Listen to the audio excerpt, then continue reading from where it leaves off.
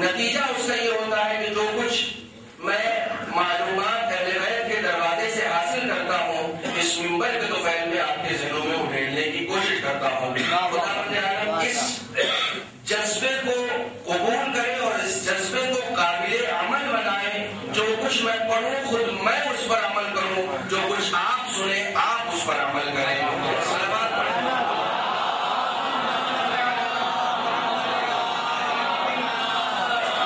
آپ کے ذہنوں میں گزشتہ سال کے جتنے بھی عناوین تھے وہ ہوں گے. میں نے اس سال یہ موضوع کیوں چنا ہے اس کے پیچھے بھی ایک چھوٹا سا ریزن ہے. اس سے پہلے 2 سال تک کنٹینیو میں نے حضرت امام زمانہ عجل اللہ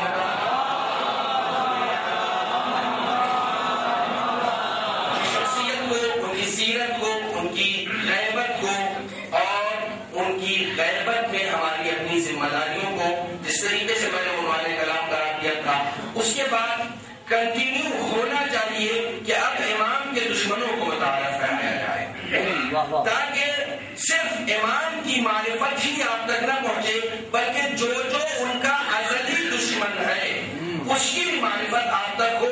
کہیں ایسا نہ ہو کہ آپ یہ سوچ کر گھر سے نکلے کہ ہم اپنے امام سے ملنے جا رہے ہیں لیکن وہ امام کا ازلی دشمن آپ کے راستے میں آ جائے گا, وہ آپ کا بھی دشمن ہو جائے گا کیونکہ آپ امام کے دوست ہیں.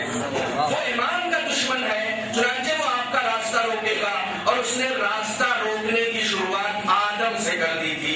جب آدم سے راستہ روکنے کی شروعات کرنے والا کوئی دشمن ہو تو پھر وہ کسی آدمی کو کیسے چھوڑ سکتا ہے؟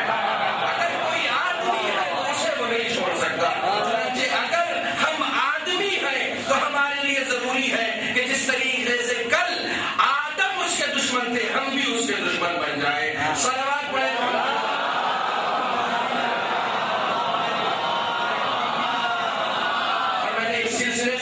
سورہ فاطر کی 6 آیت آپ کے سامنے پیش کی تھی کہ بے شک شیطان تمہارا دشمن ہے, تم بھی اسے اپنا دشمن بناؤ.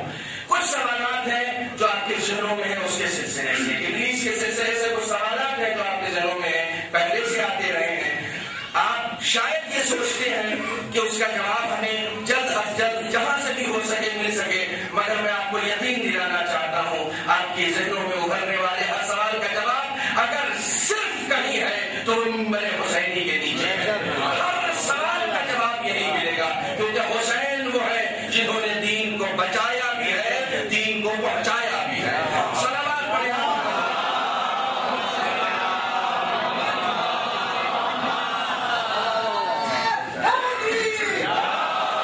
پہلا سوال تھا جو ہمارے بچوں کے ذہنوں میں بھی آتا ہے, نوجوانوں کے ذہنوں میں بھی آتا ہے کہ آخر خداوند عالم نے جس کی خلقت کا مقصد یہ تھا کہ ہر انسان کو وہ اپنا لقاء نصیب کرے, توجہ رکھیے گا, ہر انسان کو وہ اپنا لقاء نصیب کرے کہ ہر انسان لقاء پروردگار کی طرف جائے. ہر انسان کی منزل خدا سے ہے اور خدا تک ہے, خدا سے ہے اور خدا تک ہے, اسے جانا وہی ہے. ظاہر سی بات ہے وہاں تک جانے کے لیے اس نے 1,24,000 انبیاء کا راستہ دکھایا کہ دیکھو یہ وہ لوگ ہیں جو تمہیں ہم تک لے کر آئیں گے, ہم تک لے کر آئیں گے. اور 1,24,000 انبیاء کے بعد اس نے ائمہ کا سلسلہ شروع کیا, 14 معصومین ہمارے حوالے کیے کہ دیکھو جب انبیاء کا سلسلہ ختم ہو جائے گا تو یہ معصومین ہیں جو تمہیں ہمارے دروازے تک لے کر آئیں گے. اللہ تک پہنچانے والی پوری ایک فوج اس نے ہمارے حوالے کر دی, راستہ روکنے کے لیے صرف اس تک پہنچانے والی پوری فوج, راستہ روکنے والا ایک, اور اس ایک کے سلسلے سے ہمارے ذہنوں میں یہ سوال آتا ہے کہ اللہ نے اس کو پیدا کیوں کیا. خدا کی قسم پوری تاریخ نبوت میں آپ کو ایسے نام مل جائیں گے اور ملیں گے یقیناً کہ ہر نبی کو اللہ نے صرف نبی بنانے کے لیے پیدا کیا. کنت نبیا والآدم بین الماء والطین, میں اس وقت بھی نبی تھا جب آدم آپ گل کے درمیان تھے. نبی کو نبی ہی بنایا, نبی ہی پیدا کیا, نبی ہی بھیجا. صرف اعلان کا حکم تھا کہ 40 سال کے بعد کرو, صرف اعلان کا حکم تھا, ورنہ پیدا نبی کیا تھا, بھیجا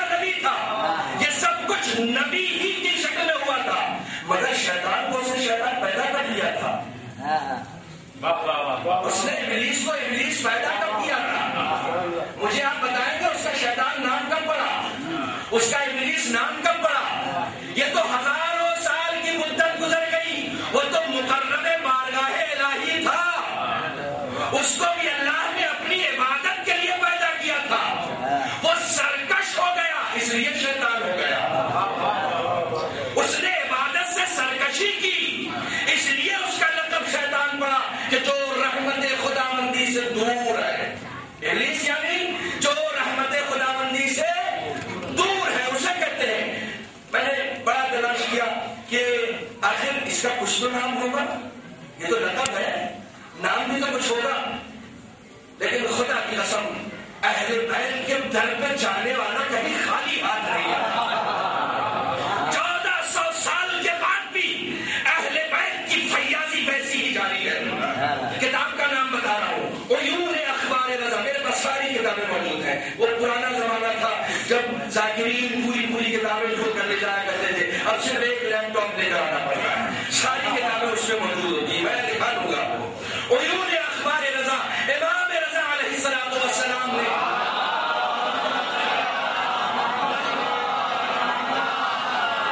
میرے اوپر الزام نہ لگائیے گا مولانا، پورے اشرے کا موضوع بنا دیا آپ نے اسے۔ بھائی اتنا اہم نہ ہوتا تو آپ کا 8واں امام نام بھی نہ بتاتا۔ یہ نام بتانا اس بات کی علامت ہے کہ دیکھو سب نام رکھنا، یہ نام نہ رکھنا۔ یہ نام بھی اس لیے بتایا کہ اس کا نام حارث ہے، اصلی نام اس کا حارث ہے۔ اب آپ سوچ سکتے ہیں کہ آگے آپ مجلسوں میں کیا کیا ہونے والا ہے۔ میں نے پہلے بھی وعدہ کیا کچھ انفارمیشن جو کچھ میں نے کلیکٹ کی ہے وہ ٹرانسفر کروں گا، جو کچھ میں نے حاصل کیا ہے میں آپ تک پہنچاؤں گا انشاءاللہ۔ اس کا نام، اوریجنل نام، اصلی نام کیا ہے؟ حارث ہے۔ ابلیس لقب پڑا ہے، شیطان لقب پڑا ہے۔ میں روایتیں پڑھتا جا رہا تھا، ایک دن جناب یحییٰ کی روایت پڑھی میں نے کہ جناب یحییٰ کے سامنے سے گزرا، جناب یحییٰ نے بلایا اے ابو مرہ، وہاں سے معلوم ہوا کہ اس کے بچے نہیں ہیں۔ ابو مرہ کے باپ، معلوم ہے ایک بیٹے کا نام کیا ہوا؟ مرہ، ابو مرہ۔ یہ کنیت ہے، کنیت رکھی ہی اس کی جاتی ہے جس کا کوئی بیٹا ہو، جس کا کوئی بیٹا ہو۔ رسول خدا کو ابو القاسم کہتے ہیں کیونکہ قاسم ان کے بیٹے تھے، منصوب ہے، اس لیے ان کا لقب ابو القاسم۔ کچھ ممالک ایسے ہیں جہاں پر بیٹا یعنی جب ابو کے ساتھ کوئی لفظ آئے تو وہ کنیت ہوتی، جیسے ابو تراب، یہ مولائے کائنات کی کنیت نہیں ہے، لقب ہے۔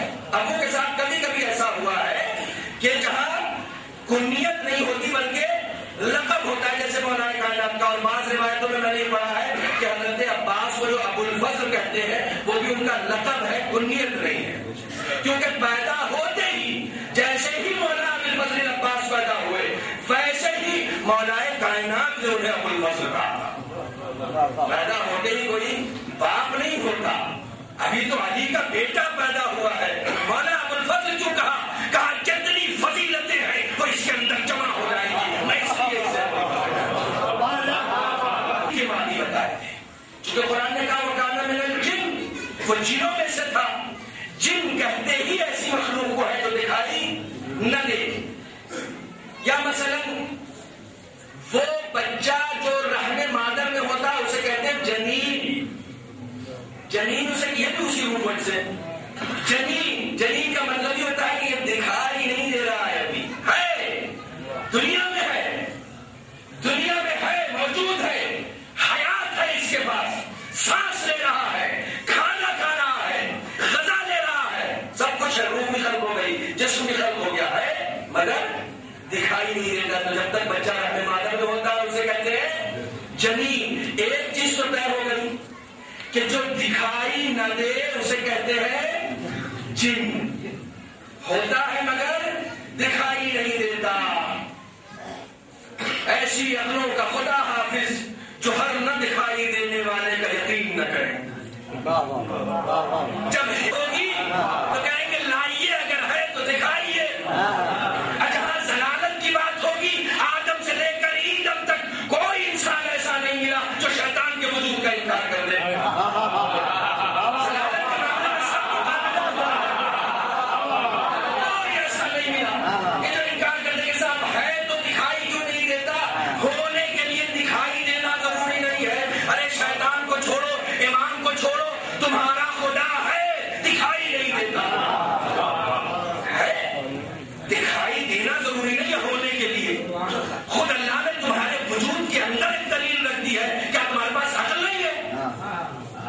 ہم کہتے ہیں کہ ہاں ہے، پھر کہتے ہیں اگر کوئی پلٹ کے دکھاؤ اگر ہے تو،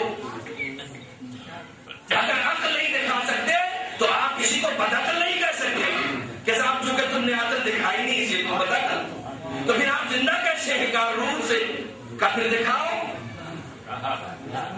روح نہیں دکھا سکتے، عقل نہیں دکھا سکتے، کچھ بھی نہیں دکھا سکتے، مگر سب کے وجود کا یقین ہے، ایک ایسی مخلوق جو دکھائی نہیں دیتی۔ اچھا دکھائی بھی انہیں کو نہیں دیتی جن کو وہ چاہتا ہے کہ ہم نہ دکھائی دیں، یا یہ کہ جو اس کو دیکھنا نہیں چاہتے۔ اب میں نے ذرا سا بڑا جملہ کہہ دیا، صرف دکھائی ان کو نہیں دیتا جو اس کو دیکھنا نہیں چاہتے، وہ چاہتے بنا دیکھے کام کر جائے، وہ بنا دیکھے اپنا کام کر بھی جاتا ہے۔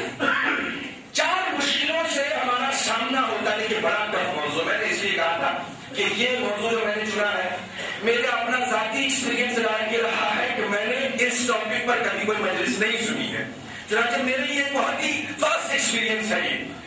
4 مشکلیں ایسی ہیں جن کا سب سے پہلے ہمارا سامنا ہوتا ہے چونکہ وہ دکھائی نہیں دیتا۔ پہلی مشکل، کب حملہ کرے گا، کب حملہ کرے گا، ہمیں دکھائی نہیں دے رہا۔ دوسری مشکل، کہاں پر حملہ کرے گا۔ تیسری مشکل، کہاں سے حملہ کرے گا، پلیز، کب، ٹائم، زمانہ، کب حملہ کرے گا، کہاں سے حملہ کرے گا، کہاں پر حملہ کرے گا، اور کس چیز سے حملہ کرے گا، اسلحہ کیا ہوگا، ہتھیار کیا ہوگا، کس چیز سے حملہ کرے گا۔ ایک دن چلیں گے انشاءاللہ اپنے 5ویں امام کی بارگاہ میں چلیں گے، ان سے پوچھیں گے، ہم کو کچھ نہیں معلوم،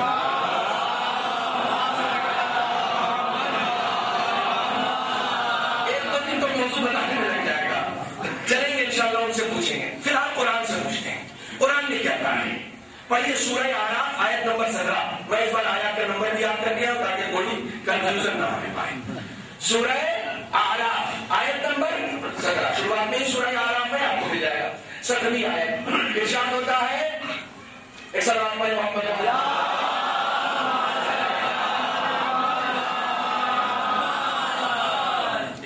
کا کمال ہے، آیت آدمی بولتا ہے تو صدرات پڑھواتا ہے، فوراً آٹومیٹکلی پھر وہ ذہن کے اسکرین پر وہ آیت آنے لگتی ہے۔ یہ ممبر کا کمال ہے، یہ کسی انسان کی ذہانت کا کمال نہیں ہو سکتا۔ ممبر پہ آنے کے بعد انسان علم کے جلوے نہیں دکھاتا، ممبر کا جلال ہے جو خود بخود ظاہر ہونے لگتا ہے۔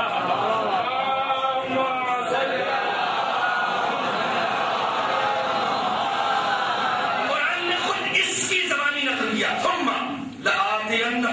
من بين أيديهم ومن خلفهم وعن أيمانهم وعن شمائلهم۔ 4 سمتوں کا ذکر قرآن مجید نے کیا۔ آیت نمبر 17 سورہ اعراف، قرآن نے شیطان کی زبانی نقل کیا کہ یہ کیا کہہ رہا ہے، کس طرح سے تمہارے اوپر حملہ کرے گا، کہاں سے یہ آ سکتا ہے، توجہ رکھیے گا۔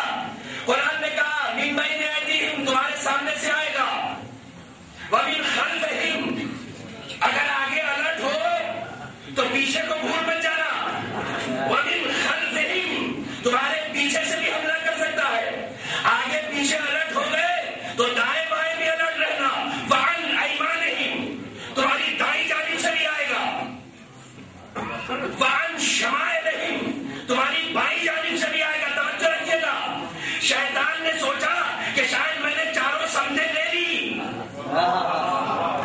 جہاں سے اس انسان پہ حملہ کیا جا سکتا ہے، میں نے خدا سے 4 سمتیں مانگ لی، اب کوئی سمت بچی نہیں، کامیابی کی 2 سمت ہے، ایک ہے اوپری حصہ، ایک ہے نیچے کا حصہ۔ کہا یہاں سے کیوں نہیں آئے گا، کہا جب تمہیں کسی طرف سے شیطان کے حملے کا احساس ہو، خدا کے لیے دعا کے لیے ہاتھ اٹھا لو،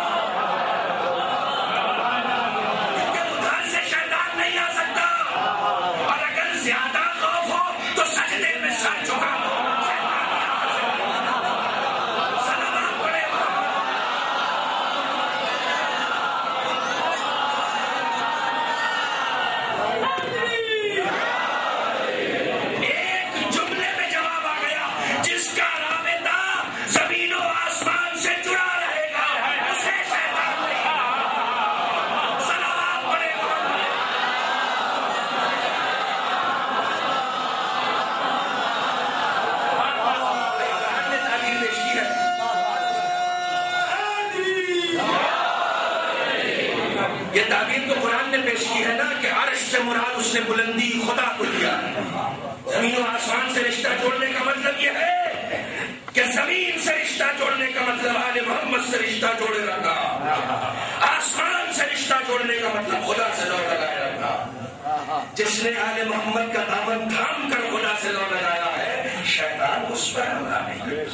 میں بتاؤں گا اس کا عقیدہ کیا ہے. میں اپنی طرف سے کچھ نہیں بتاؤں, سب قرآن سے پوچھیں گے. لوگ کہتے ہیں نا قرآن میں دکھائیے, آج ہم قرآن میں بہت کچھ دکھائیں گے. اس کا عقیدہ بتائیں گے.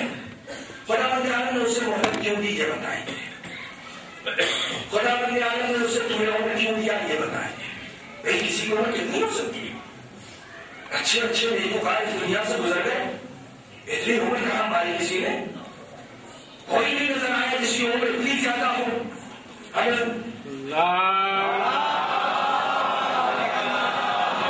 میں بات کے سوال جو پڑھتے ہیں نا, اس سے ذرا سا کچھ ڈسٹربنس پیدا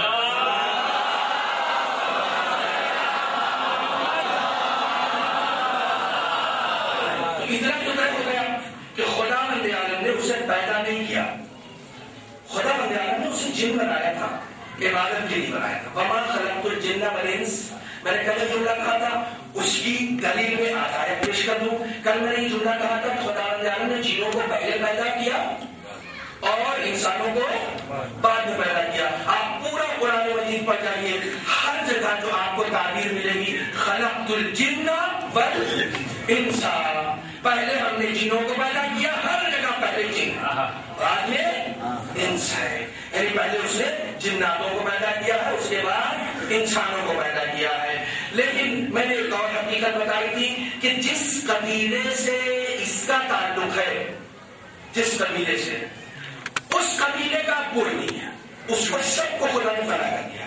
اس کے بعد میں جناتوں کا ایک سلسلہ چلا ہے آدمیت کے بعد بھی, وہ ہمیں آج بھی ہے. ان میں بہت سارے حسینی بھی ہیں, بہت سارے صاحب ایمان بھی ہیں, سب ہیں اس میں آج بھی.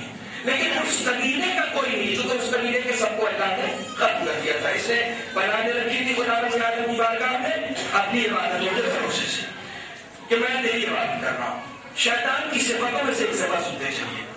یہ شیطان کی صفت نہیں بیان کر رہا ہوں, یہ ایکچولی ایک آئینہ ہے تو ہم یہاں پر اس منبر سے پیش کر رہے ہیں. شیطان کی صفت یہ ہے کہ وہ گناہ کرنے میں بہت جری ہے, بہت جری ہے, بہت نڈر ہے.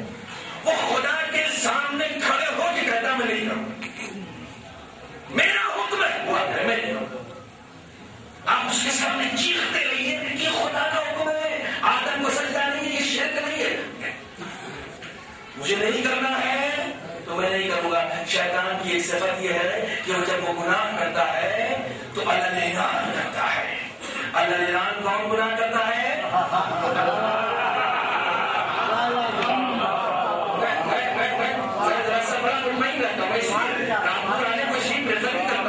میرا آدھا جملہ ہوتا ہے اور آپ بات پوری طریقے سے لے لیتے ہیں, کیچ کر لیتے ہیں. کھلے عام گناہ کون کرتا ہے؟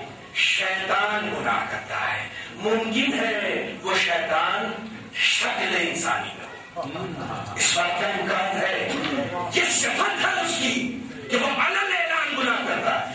اور دوسری صفت یہ ہے کہ گناہ کر کے پشیمان نہیں ہوتا. نہ توبہ کی فکر ہے, نہ انابہ کی فکر ہے, نہ پھر نماز کی فکر ہے. صبح کی نماز پڑھا ہے, بات کر رہی ہے رمضان میں پان کھانے کی, رمضان میں پان کھانے, ہم خدا سے نہیں کرتے, تم سے کیا کریں؟ واہ واہ واہ, ٹوک دیجیے آپ نہیں, رمضان ہے کچھ میں رعایت کر رہے تھے. اس سے صاحب نے کہا کہ صاحب وہ رمضان میں لوگ پان کھاتے رہتے ہیں, اگر کبھی ٹوک دیجیے صاحب رمضان خدا سے نہیں کر رہے, تم سے کیا کر رہے ہیں؟ بھائی یہ شیطان نے کہا تھا, آپ کیوں کہہ رہے ہیں؟ اس کے نمائندے, یہ اس کے نمائندے, اس نے نمائندے اپنے چھوڑ رکھے ہیں. بار بار قرآن میں 3 جگہ قرآن میں حزب الشیطان آیا ہے. آپ نے اب تک حزب اللہ سنا ہوگا, حزب اللہ کے جلوے سنے ہوں گے, آپ کو دکھائی نہیں دیتا بہت سارے حزب الشیطان بھی اس دنیا میں ہیں, وہ بھی اپنی جلوہ نمائیاں کر رہے ہیں. صلوات پڑھیں.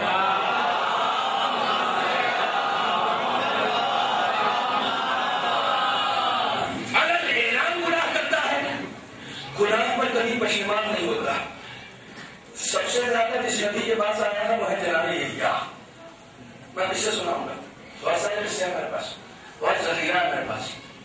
سب سے زیادہ جن کے پاس میں نے ایک روایت میں یہی روایت جناب موسیٰ کے حوالے سے بھی پڑھی، البتہ جس کے پاس بھی آیا ہو، جناب موسیٰ کے پاس آیا ہو یا جناب یحییٰ کے پاس آیا ہو، ہمیں تو کام سے مطلب ہے، آ کے رو رہا ہے، چڑیا کر رہا ہے، بیٹھ رہا ہو، سر پتا میں برباد ہو گیا، میں برباد۔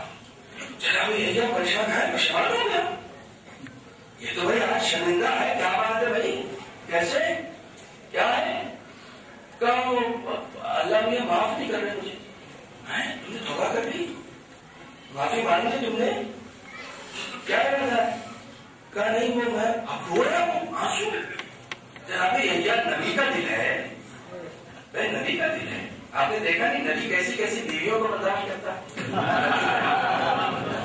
پریشان بھائی خدا کی مخلوق ہے، یہ توبہ کر رہا معبود، یہ پشیمان ہے، یہ شرمندہ ہے، گئے یہ زلزالی اور سب کچھ تو آؤ مناجات خدا کی بارگاہ میں، اب درخواست کی معبود پشیمان ہے، آپ معاف کر دیں اس وجہ میری قوم کی نجات مل جائے گی، معاف کر دیں، درخواست کی آنے والی پوری قومیں بچ جائیں گی اس کے وسواس سے، معاف کر دیں۔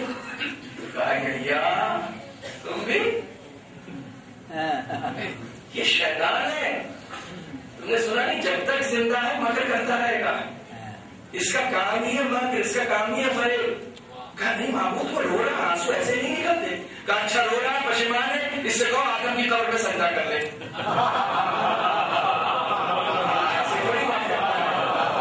اللہ ایسے تھوڑی معاف کرتا ہے کہ ہاں میں معبود میں بڑا پشیمان ہو گیا، نہیں تدارک کرو نا اس کا، جو کام نہیں کیا آپ کرو۔ اب وہ جناب یحییٰ خوشی خوشی آئے گا، مجھے مبارک ہو تم معاف کر دیے گئے، معاف کر دیے گئے کیا مطلب؟ وہ خود حیران ہو رہا، میں معاف کر دیا کہ یہ پاسبل ہے کہ میں معاف کر دیا جب معاف کر کیسے؟ کہ بس آدم کی قبر پہ سجدہ کرنا ہے۔ کہا یحییٰ زندگی میں اس کو سجدہ نہیں کیا، مرنے کے بعد اس کو سجدہ کرو، صلوات پڑھے محمد۔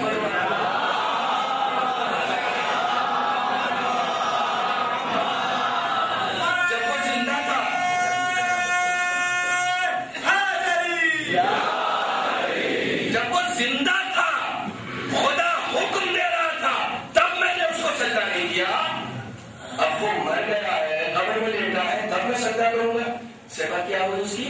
کبھی شرمندہ نہیں ہوتا، کبھی میں نے ایسی بڑی واقعہ سنایا، میں واقعہ کبھی نہیں سناتا۔ شیطان کی صفت یہ ہے کہ وہ کبھی وہ شرمندہ نہیں ہو سکتا اپنے لیے، کیونکہ خدا سے وہ جزا لے کر آیا ہے، اپنے اعمال کی جزا لے کر آیا ہے، اپنی نمازوں کی جزا لے کر آیا ہے، اپنے سجدوں کا انعام لے کر آیا ہے۔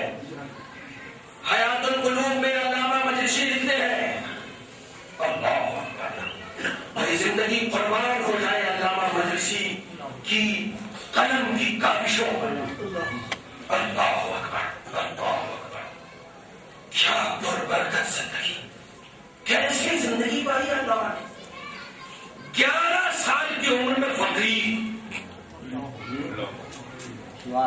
مشتہر جامع الشرائط، جو کسی کی تقلید نہیں، جامع الشرائط، جامع الشرائط، کسی کی 11 سال کی عمر میں کوئی شخص بالغ ہونے سے پہلے درجہ اجتہاد کو پہنچ جائے، یہ علامہ سے کیا پربرکت زندگی۔ ان کی کتابوں میں صرف ایک کتاب ایسی ہے کہ اگر وہ کچھ نہ لکھتے، صرف وہ لکھ دیتے تو کہا 110 جلدیں بہار الانوار، 110 کیا کام کیا انہوں نے کام کیا کیا؟ بس جہاں جہاں سے اہل بیت کے فیضان کی کہ نقش و نگار دیکھے سب سے جہاں جہاں بھی ان کی فیضانیاں بکھری ہوئی ملی، سب سے جمع کر دیا، ایک جگہ جمع کر دیا۔ کیوں؟ ہمارے نہ جانے کتنے کتب خانے جلا دیے گئے تھے، ہمارے نہ جانے کتنے علماء قتل کر دیے گئے تھے۔ پہلا کام یہ کیا جس کے اہل بیت کی زبان سے نکلے ہوئے مروانی کو اکٹھا کیا جائے، دائروں پر جمع کیے جائیں، یہ کام کیا۔ میرے استاد کے استاد کہا کرتے ہیں علامہ کی کتابیں اتنی ہیں، البتہ اس سے ہمارے بھی انسان دینا صحیح ہوگی۔ علامہ کی کتابیں اتنی ہیں کہ اگر گھر کے کسی گوشے میں کتابوں کے اوپر کتابیں رکھو تو چھت پہ مل جائے۔ جی وہ آج کی چھتیں نہیں 10 فٹ والی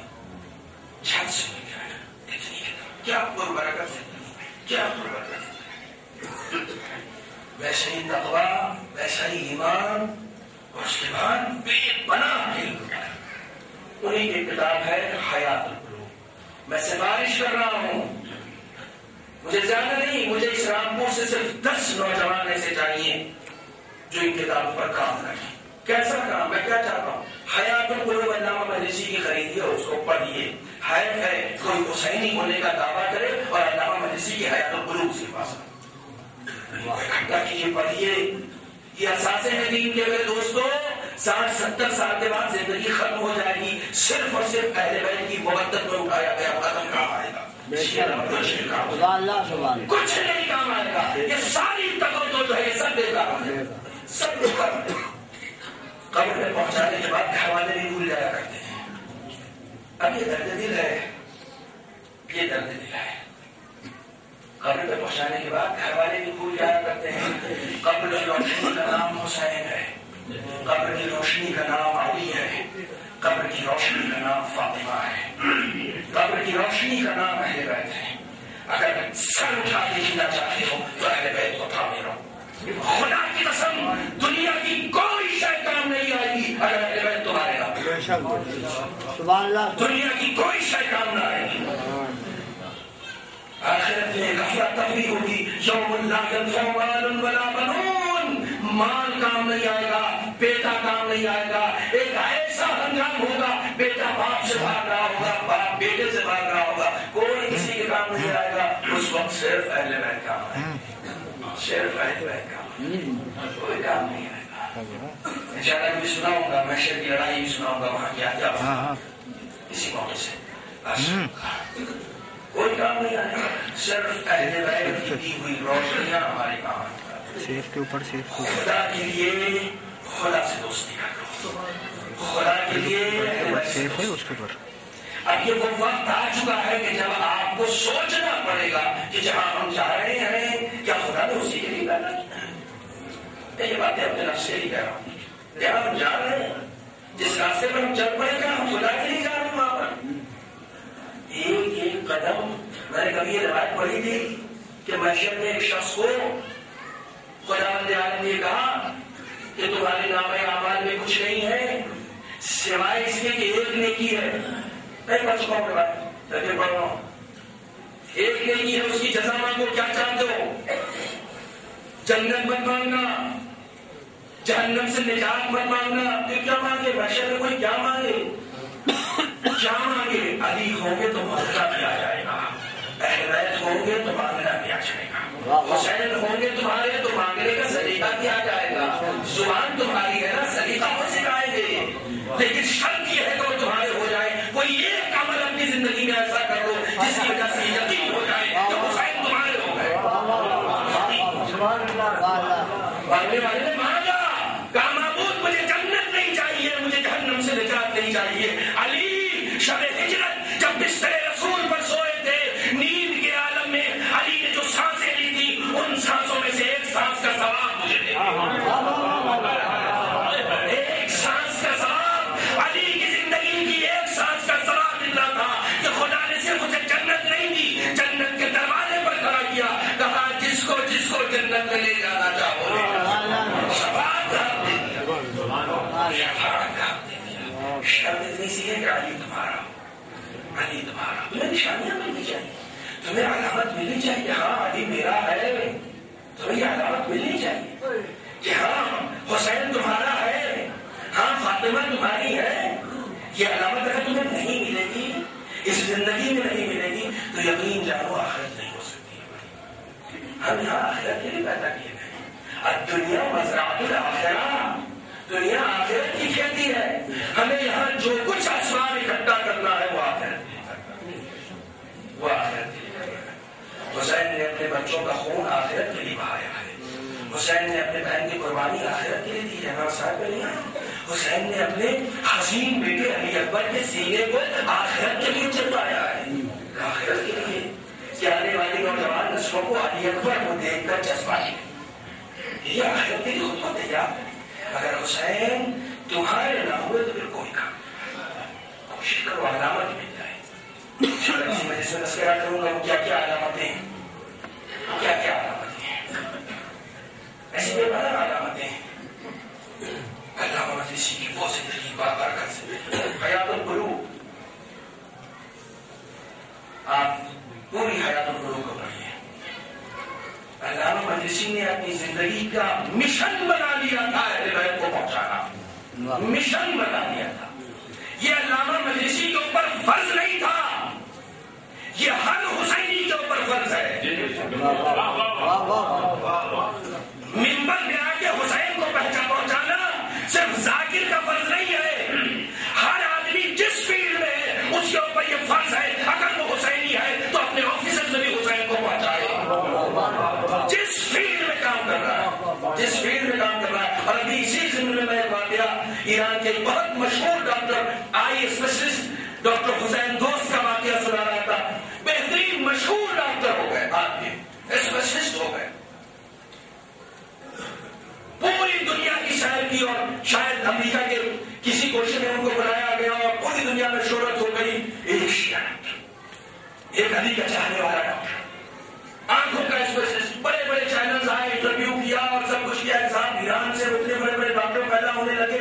ایک ایسا ملک جس کو ہر طرف سے تباہیاں ملی, ہر طرف سے بربادیاں ملی, ہر طرف سے اقتصادی پابندیاں ملی, مگر خدا کی قسم حسینیوں نے یہ بتا دیا کہ پابندیاں ہمیں مضبوط تو کر سکتی ہے.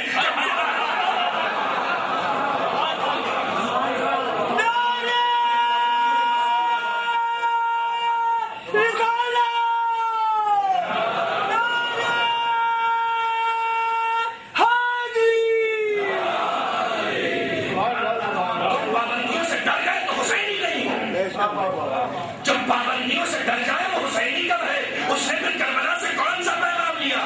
چاروں طرف سے لشکر نے گھیر لیا پھر بھی ہار گیا. یہی تو حسین کا پیغام تھا کہ پابندیاں فتح کے راستے کو نہیں روک سکتی ہیں.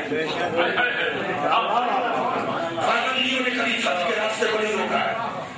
تم حسینی تمہارا راستہ پابندیاں روکے گی؟ نہیں, ہو ہی نہیں سکتا. اگر تم حسینی ہو تو وہی پابندیوں کو ہتھیار بنا. سنیے تقریر, ابھی جو نئی پابندی لگی اس پر ایران کے رہبر نے کیا کہا. آیت اللہ خامنئی کا بیان آیا, دشمن ابھی تک تھکا نہیں, ہم بار بار کی پابندیوں کے بعد اور مضبوط ہوتے جا رہے ہیں. دشمن تھکا نہیں. ہماری قوم نے 6 سال تک کیلے نہیں کھائے تو کیا مطلب؟ آج فراوان میں پورے ایران میں کیلا اگ رہا ہے, پہلے باہر سے آتا تھا. ہماری قوم کو ایک زمانے تک کینسر کی دوا نہیں ملی تو کیا ہوا؟ آج پورے ایران میں کینسر کی سب سے ڈیولپ دوا ہے اور فری ہے. آج تک ایران ہوائی جہاز نہیں خرید پا رہا ہے لیکن اس نے فوجی ایروپلین بنا لیا ہے. اتنی پابندیوں کے بعد یہی تو درد سر ہے کہ یہ حسینیت ہے, پابندیوں سے ہارتی نہیں ہے.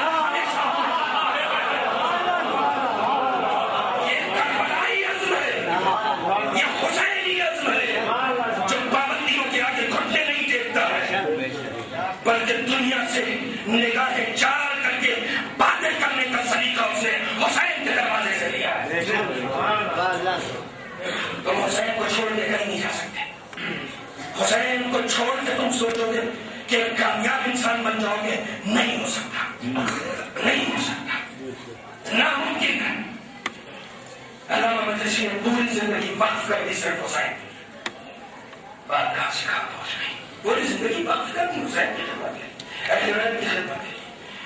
میں اپنے نوجوانوں میں سے میں چاہتا ہوں صرف 10 نوجوان ایسے ہمارے آ جائیں جو اہل بیت کے کلام کو پڑھیں, انہیں دوسروں تک پہنچائیں,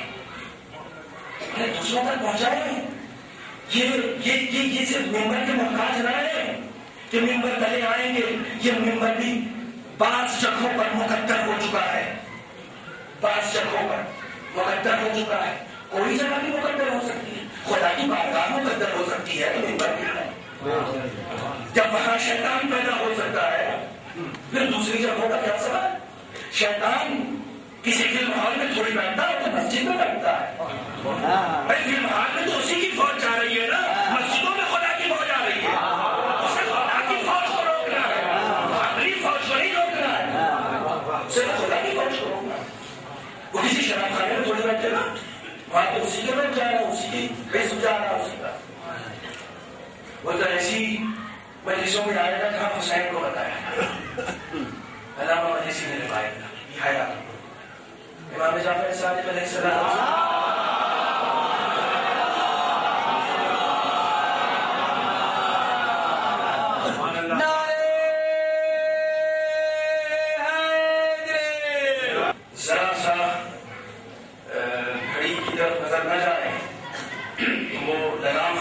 چھوٹ جاتی ہے اور پھر ایک دم سے اتنی تیزی سے جیسے گھڑی کو وقت کو پر لگ جاتے ہیں وقت اتنی تیزی سے گزرتا جاتا ہے. میں صرف ایک سوال کا جواب دینا چاہتا ہوں کہ خدا تعالیٰ نے اتنی مہلت کیوں دی اسے کیوں دی اسے امام نے یہ مہلت نہیں ہے یہ اس کا انعام ہے. خدا تعالیٰ نے اسے شیطان پیدا نہیں کیا خدا تعالیٰ نے اسے ابلیس پیدا نہیں کیا اسے تو اسے حارث پیدا کیا تھا جن پیدا کیا تھا عبادت کے لیے پیدا کیا تھا.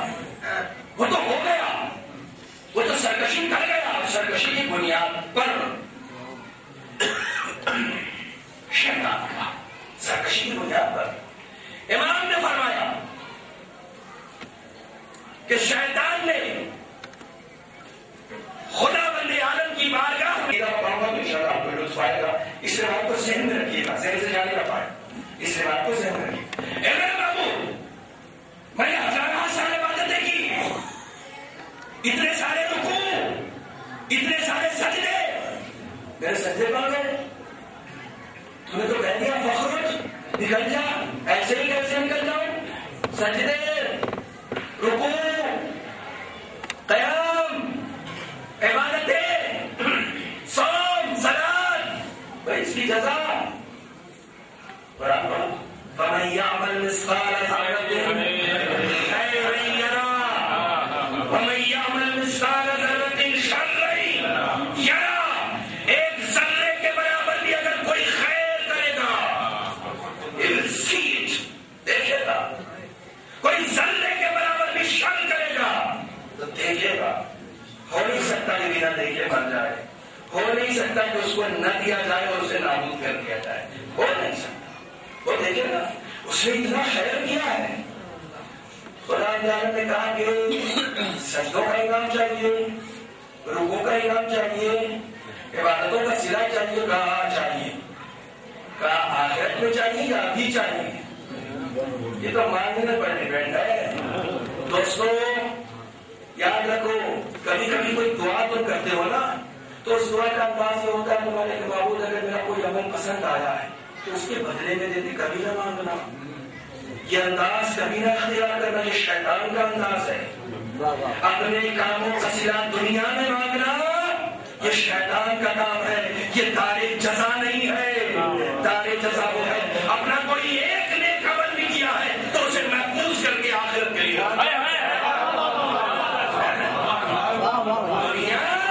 دنیا کے لیے تو کل میں حدیث پیش کر چکا کہ اے موسیٰ جب تک میرے خزانے خالی ہونے کا یقین نہ ہو جائے روزی کی فکر نہ کرنا وہ تو میں پہنچاتا ہی رہوں گا.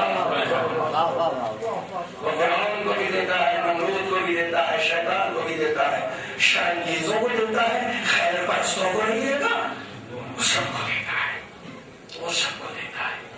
کا جزا چاہیے کہاں چاہیے اسی دنیا میں چاہیے کہاں چاہیے ابھی چاہیے کہاں ابھی چاہیے کیا چاہیے. اس کی جزا اتنی ہی سی تھی. امام نے کہا نہیں اس کی جزا تو بہت کی اتنی عبادتیں اس نے کی اس کا صلہ یہی تھا اتنا سا جو اسے ملا چونکہ اس نے یہی مانگا تھا اس سے زیادہ مانگا نہیں تھا چونکہ اس نے یہی مانگا تھا اس لیے خدا نے دے دیا. اور خدا نے دینے کے بعد پوچھا تو راضی ہے اپنی جزا سے کام ہے بیان شرح ہو گئی. اس نے وعدہ کیا تھا تم عمل خیر کرو میں جزا دوں گا. جزا اس نے بتایا نہیں تھا کیا دوں گا. اس نے کہا نہیں مجھے اپنی مرضی کی جزا چاہیے. اپنی مرضی کی لے لو پھر میری والی مت لینا یا اپنی والی لے لو یا میری والی لے لو. اس نے کہا نہیں مجھے اپنی والی چاہیے. کیا چاہیے گا مہلت چاہیے قیامت تک کی مہلت چاہیے. اب وقت نہیں ہے ورنہ میں اس کا عقیدہ بھی اسی سے میں بتاتا چلتا لیکن اب انشاءاللہ اس کو کل کے لیے چھوڑا جائے. کا جزا کیا چاہیے کاندرنی الی یوم یبعثون مجھے قیامت تک کی مہلت دے دے. قیامت تک کی مہلت نہیں ملے گی. الی وقت معلوم اگلی ایک سوال ہے، وقت معلوم کیا ہے؟ ایک خاص مدت معینہ تک، ایک خاص مدت معینہ تک تمہیں وقت ملتا ہے، ٹھیک ہے؟ ہنسی ہو خراب، ہر بات پہ قرار دیا، راضی ہے، کہا کیا چاہیے؟ کیا طاقت چاہیے؟ کیا کیسی طاقت؟ کہا ایسی طاقت کہ انہوں نے بہکا سکا۔ اب وہ طاقت وہی ہے جو اس کے نام میں پوشیدہ ہے۔ اب قرآن مجید کا پڑھیے، سورہ اعراف آیت نمبر 27۔ اس سے پہلے میں نے آیت نمبر کتنی پڑھی تھی؟ 17۔ سب سے پہلے رکھیے گا، اب بڑی سورہ ہے، آیت نمبر بدل گیا، صرف ایک کی جگہ آپ کو 2 لگانا ہے۔ آیت نمبر 27 ارشاد ہوتا ہے انہو یراکم ہوا وقبیلہ من حیث لا ترونہم، وہ اور اس کا قبیلہ تم کو دیکھتا ہے، کیسے؟ اس طریقے سے کہ تم اسے نہیں دیکھتے۔ وہ تو دیکھتا ہے لیکن تم اسے نہیں دیکھتے ہو۔ یہ طاقت اسے دی کہ وہ آئے گا، آپ کو بہکائے گا، آپ اسے دیکھیں گے نہیں، وہ آپ کو دیکھ لے گا۔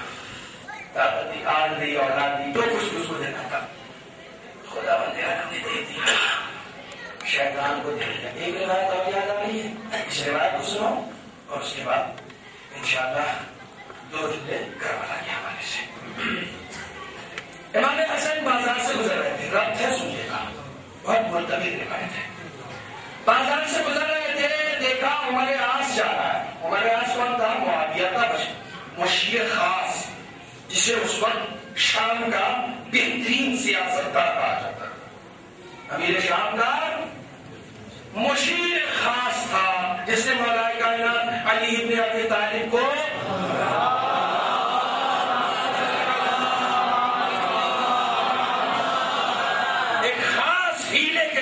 فریب دیا تھا، ایک خاص ہیلے کے ذریعے سے فریب دیا تھا۔ اور مولا کائنات نے فرمایا تھا کہ اگر مجھے خدا کا خوف نہ ہوتا تو یہ دنیا عرب دیکھتی کہ اس سرزمین پر سب سے بڑا سیاستدان کون ہے۔ سیاست الہی سیاست ہونی چاہیے، غیر الہی سیاست نہیں ہونی چاہیے۔ غیر وہ گزر رہا تھا، ظاہر سی بات سے چالاک انسان تھا، انٹیلیجنٹ تھا، اپنے زمانے میں شاطر تھا۔ امام حسن گزر رہے تھے، اپنے اصحاب انصار احباب کے ساتھ گزر رہے تھے، دیکھا جا رہا، بلایا عمر عاص ادھر آؤ، آ گیا، کہا میں نے سنا ہے کہ تم نے، غور سے سنیے گا، میں کچھ کہوں گا نہیں، سمجھنا سے بات کا کام ہے، میرے بات میں کچھ نہیں کہوں گا۔ میں نے سنا ہے کہ تم نے میرے بابا علی کی شان میں کچھ اشعار کہے ہیں۔ کہا ہاں کہے تو ہے۔ کہا کہ بیچو گے؟ میں کچھ نہیں کہوں گا۔ میں نے کہا تھا کہ میرے بھائی کہوں گا، میں نے جو پڑھا ہے وہ سب سناؤں گا، میں اپنی شریعت سے ملائی سمجھتا ہوں، کوئی جملہ میں علی کے بیٹے سے سنوں اور اس کے بعد اسے علی کے چاہنے والوں تک نہ پہنچاؤں تو یہ میرے علم کی بھی خیانت ہے، میرے ضمیر کی بھی خیانت ہے، میرے ایمان کی بھی خیانت ہے۔ اگر میں سنوں اور نہ پہنچاؤں، یہ شرعی ذمہ داری ہے آپ کی۔ عمر بیچو گے اپنا قصیدہ؟ کہا حسن تمہیں میرے کلام سے کیا فائدہ ہوگا؟ اچھا علی کی فضیلتیں تو جانتا تھا نا، علی کو تو سب پہچانتے تھے، میں بتاؤں گا کہ علی کی دشمنی کا سبب کیسے صرف علی کی فضیلت ہوئی ہے۔ مولا کائنات نے فرمایا دنیا کے تمام حاکموں سے ان کے ظلم و ستم کی وجہ سے نفرت کی جاتی ہے، میں اکیلا حاکم ہوں جس سے نفرت اس کی عدل کی بنیاد پر، میں اکیلا حاکم ہوں جس سے نفرت صرف اس کے عدل کی بنیاد پر، سارے حاکموں سے نفرت اس کے ظلم کی بنیاد پر۔ عدالت معرفت تو تھی نہیں، قصیدہ کہا تھا، کہا بیچو گے؟ سمجھ گیا، فوراً سمجھ گیا۔ کہا قیمت کیا دیں گے؟ کہا جو تم بتاؤ۔ ابھی ایک پیو شراب ہوئی ہے نا، میں جتنے ذمہ میں سنا رہا ہوں نا، دیکھیے آپ۔ کہا بیچو کے کہاں بیچو؟ قیمت؟ کہا جو تم بتاؤ۔ کہا میں کیا قیمت بتاؤں؟ 3-4 شعر ہیں، اس کی کیا قیمت میں بتاؤں؟ کہا بتاؤ جو تم، ایک زبردست قیمت بتا، جتنی بتا سکتا تھا اپنے جانتے میں، اپنے گمان میں جتنی بتا سکتا تھا بتا. امام نے کہا نہیں، فوراً امام نے کہا ہو گیا، چل ٹھیک ہے، جو قیمت لے گی. ہاں قصیدے کی، اس کی قصیدے کی، اس کی سیرت ہے بیچنا. قصیدہ بیچنا کس کی سیرت ہے؟ ذکر اہل بیت کا ذکر بیچنا کس کی سیرت ہے؟ یہ میں بات بتاتا ہوں، میں رامپور 5 سال سے ایسے ہی تھوڑی جا رہا ہوں، میں ایسے ہی تھوڑی جا رہا ہوں 5 سال. کس کی سیرت ہے؟ ہاں علی کا دشمنوں کی سیرت. علی کا دوست ذکر بیچتا نہیں ہے. علی کے دوست کو لینا ہوگا تو ان سے کیا لے گا؟ علی سے نہیں لے گا. علی کے دوست کو لینا ہوگا تو علی کے بچوں سے نہیں لے گا، ان سے لے گا. یہ علی کی قیمت دے سکتے ہیں، یہ علی کے ذکر کی قیمت دے سکتے ہیں. ہے کوئی جو علی کے قصیدے کی قیمت لگا دے؟ ہے کوئی جو حسن کے اور حسین کے ذکر کی قیمت لگا دے؟ نہیں، کوئی نہیں. امام نے کہا دیا. اب جیسی اتنی بڑی قیمت، جیسے سنا صاحب انصار پریشان، اور نہیں کیا کر رہی ہے آپ اتنی بڑی قیمت اس کو دے 3-4 شیئر کے لیے؟ بھیا معاملہ تو ہو جانے دو، معاملہ گندو ہو جانے دو، پہلے میں لے تو لوں، رکو گے ذرا بتا دوں گا. اب امام نے تھیلی نکالی. بھیا وہ امام ہے جس کا دسترخوان مشہور ہے، حیرانی سے کیوں دیکھ رہے ہو؟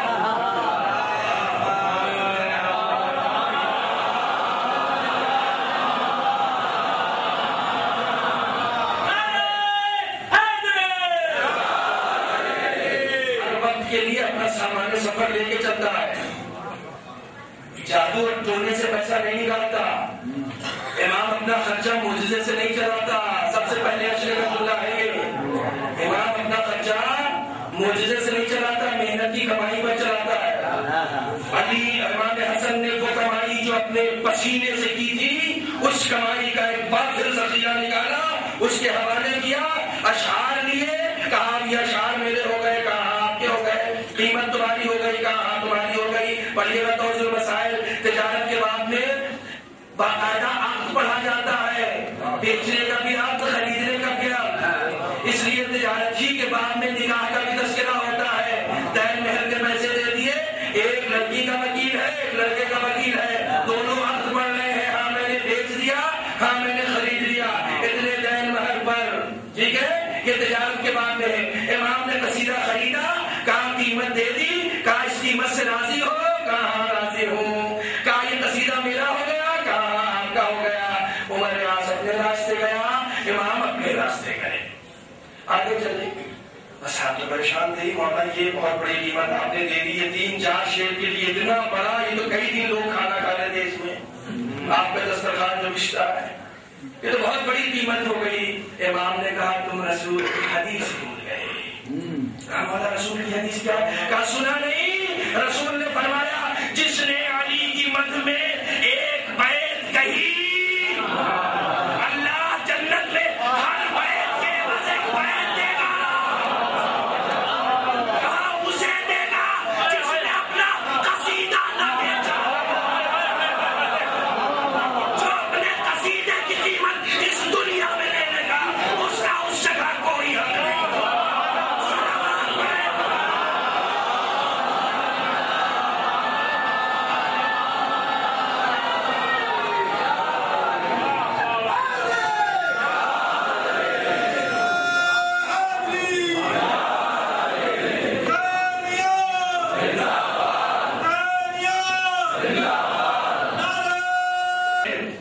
جنت میں گھر لینے کی دعوے داری پیش کرنے کے لیے قابل ہے.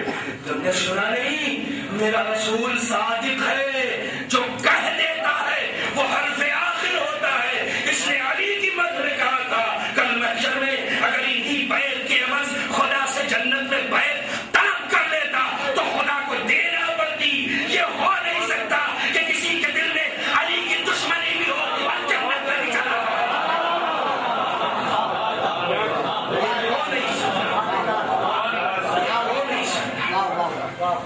میں سناؤں گا آگے آنے والے وقتوں میں انشاءاللہ آپ سنیں گے، اسی کے حوالے سے سنیں گے، اسی سے سنیں گے، اسی عنوان سے سنیں گے. یہ نہیں ہو سکتا چنانچہ علی کی قدر جانو، اہل بیت کی قدر سمجھو۔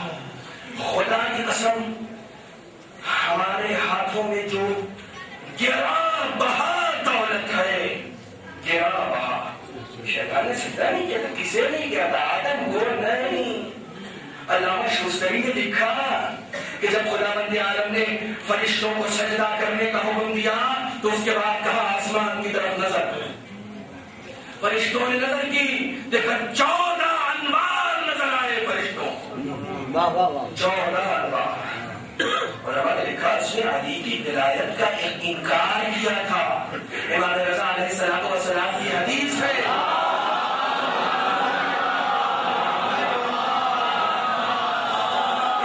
اسی کتاب میں، جس کتاب کا میں نے حوالہ دیا ہوئی انہیں اخبار الوضع میں امام نے فرمایا ہے کہ شیطان کا آدم کے آگے سجدہ نہ کرنا علی کی ولایت کے انکار کرنے کے برابر ہے۔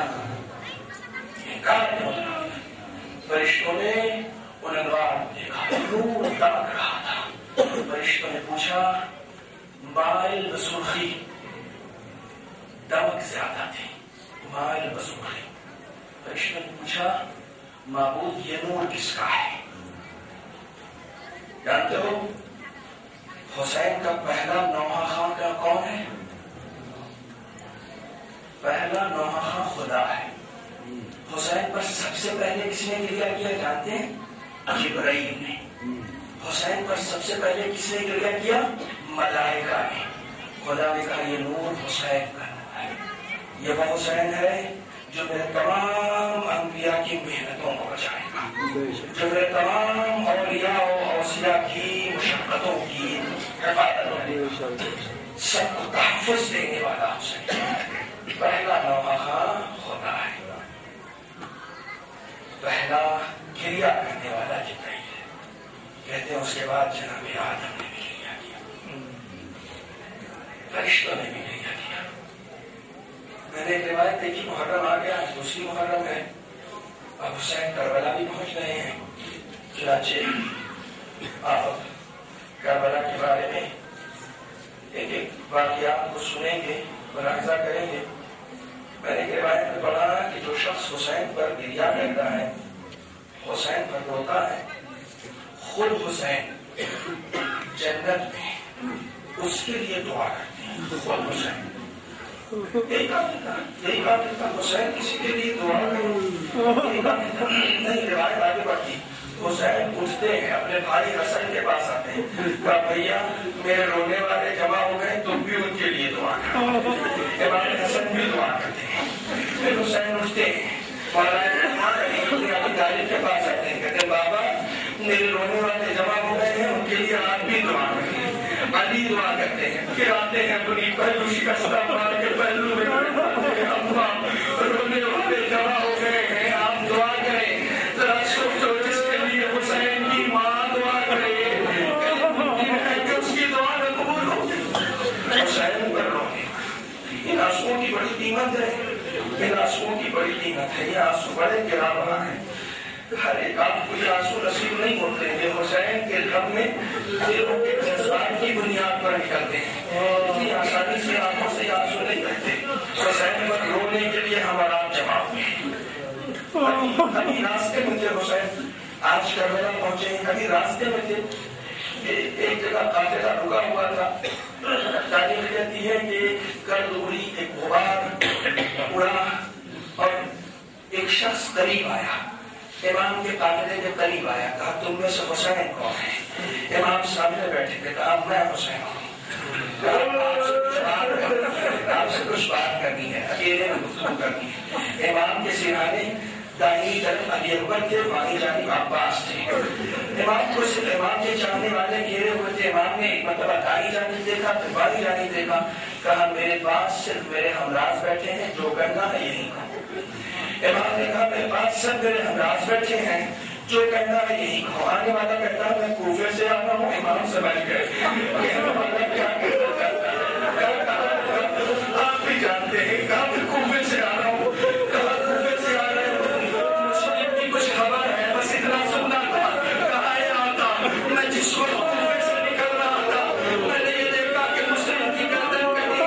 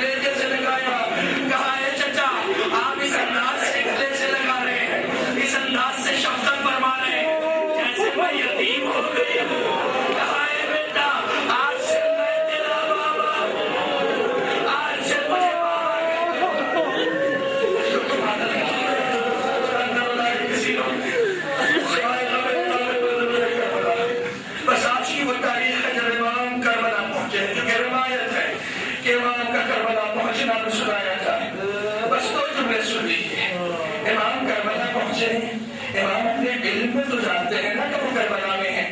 امام کو پوچھنے کی ضرورت نہیں ہوتی. آج سے بہت پہلے امام کے بابا علی ابن ابی طالب صفین سے گزر رہے تھے، تب بھی یہاں آئے تھے.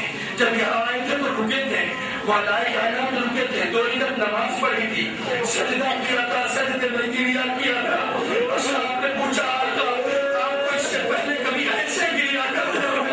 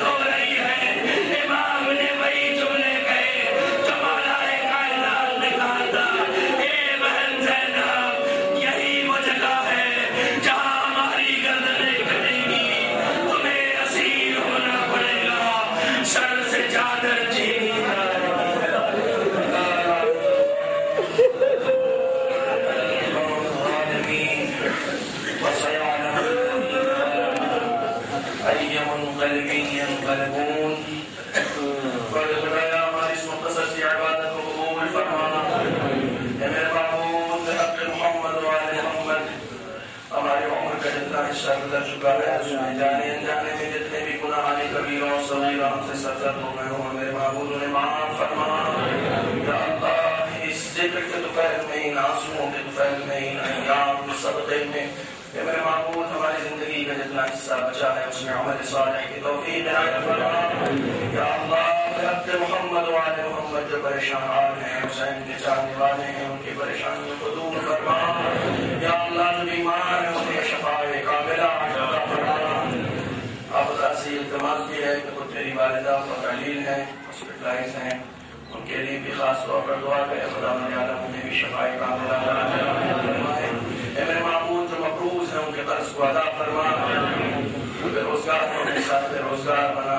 اے میرے معبود تمام مسلمان اس دنیا میں جہاں جہاں زندگی گزار رہے ہیں ان پر ظلم اٹھانے والے تمام دشمن عناصروں کو نیست و نابود فرما.